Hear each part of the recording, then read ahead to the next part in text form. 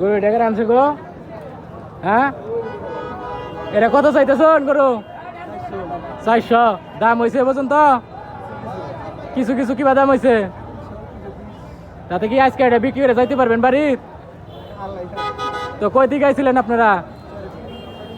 প্রিয় দর্শক, আপনারা দেখতে পাচ্ছেন এটা কিন্তু 4 লাখ চাওয়া হচ্ছে। আমরা দেখানোর চেষ্টা করতেছি আজকে পিকনার শুক্রবার হাট থেকে। দেখতে পাচ্ছেন খুব বিশাল কুরবানি পশুর হাট থেকে।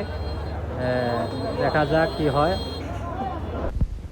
প্রিয় দর্শক, আসসালামু আলাইকুম। আশা করি আপনারা সকলে ভালো আছেন। আমি সাথে আছি ইসমাইল হোসেন। আজকে আমরা চলে আসছি জামালপুরের সবচেয়ে বড় একটি গরুর হাট, পিকনা গরুর হাট। তো জামালপুর থেকে আমরা দেখতেই পাচ্ছেন, দেখানোর চেষ্টা করতেছি জামালপুরের পিকনার গরু হাট থেকে সরাসরি। ইতিমধ্যেই আমরা দেখতে পাচ্ছি এখানে বিভিন্ন জেলা বা উপজেলা থেকে কিন্তু এখানে গরু বিক্রেতারা গরু বিক্রি করার জন্য নিয়ে আসছে। এবং যেহেতু আর ঈদের মাত্র 4 দিন বাকি, সেই উপলক্ষেই কিন্তু আজকের শুক্রবারের হাট চলছে ব্যাপক দারুণ। তো আজকের হাটে অনেকগুলো আমি গরু বিক্রি করতে দেখলাম এবং অনেক গরু দেখলাম। ভিতরে আমি যাইতেই পারতাছি না, মানে আমি এখনও প্রায় আধা কিলো দূরে আছি গরুর হাট থেকে। তো দেখতেই পাচ্ছেন কুরবানির পশুর হাটে কিন্তু গরু বিক্রি হচ্ছে। এক একজনে কিন্তু এক এক রকমের গরু নিয়ে যাচ্ছে। এখানে কিন্তু অনেকেই আবার দালাল আছে, মানে দালাল বলতে যারা গরু কিনে বেচা করে তাদেরকে কি বলে আমি জানি না, গরু ব্যবসায়ী আছে।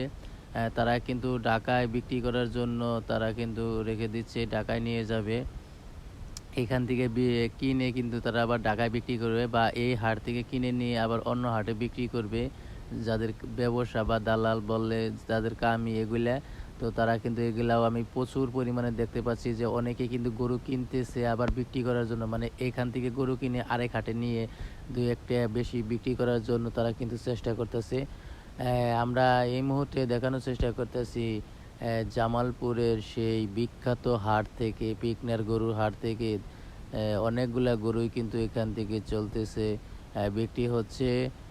দর্শক, এই মুহূর্তে আমি আপনাদেরকে দেখানোর চেষ্টা করব বিশাল বড় একটি গরুর হাট কিন্তু আমরা চলে এসেছি এবং আপনাদেরকে দেখানোর চেষ্টা করতেছি।